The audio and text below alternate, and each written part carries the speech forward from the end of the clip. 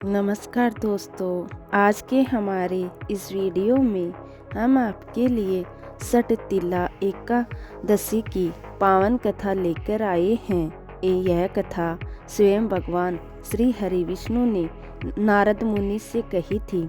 एक समय की बात है, किसी गांव में एक ब्राह्मणी रहती थी। वह सदैव व्रत पूजन आदि में लगी रहती थी, परंतु उसने कभी भी कोई भी दान पुण्य नहीं किया था।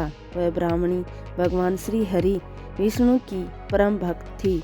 एक बार उसने भगवान विष्णु का एक माह तक व्रत पूजन आदि किया, जिससे उसका शरीर अति दुर्बल हो गया। यह देखकर भगवान श्री हरि ने सोचा, इस ब्राह्मणी ने व्रत पूजन से अपना शरीर शुद्ध कर लिया है, जिससे इसको वैकुंठ की प्राप्ति होना निश्चित है।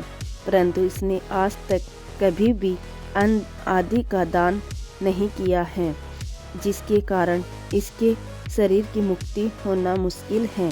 ऐसा सोचकर भगवान श्री हरि ने एक गरीब व्यक्ति का शरीर धारण किया और उस ब्राह्मणी के पास भिक्षा मांगने पहुंच गए।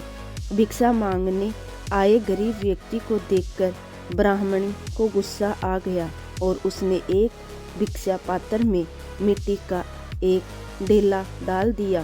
भगवान श्री मिट्टी का डेला लेकर वापस वैकुंठ लोक आ गए। कुछ समय बाद उस ब्राह्मणी की मृत्यु हो गई।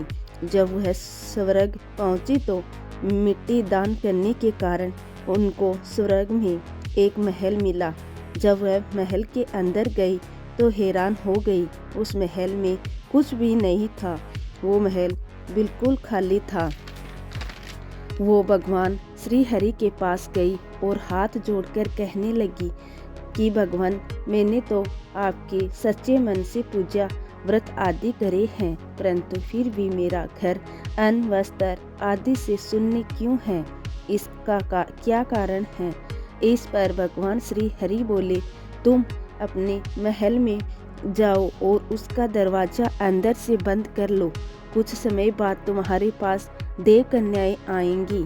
तुम उनसे सठ तिला एकादशी का महत्व, व्रत कथा आदि सुनना। इसके बाद ही तुम उन्हें दरवाजा खोलना। ब्राह्मणी ने ऐसा ही किया। जब देव कन्याओं ने उसे सठ तिला एकादशी की व्रत कथा महत्व आदि सुना दिया, तब उसने कन्याओं को दरवाजा खोल दिया।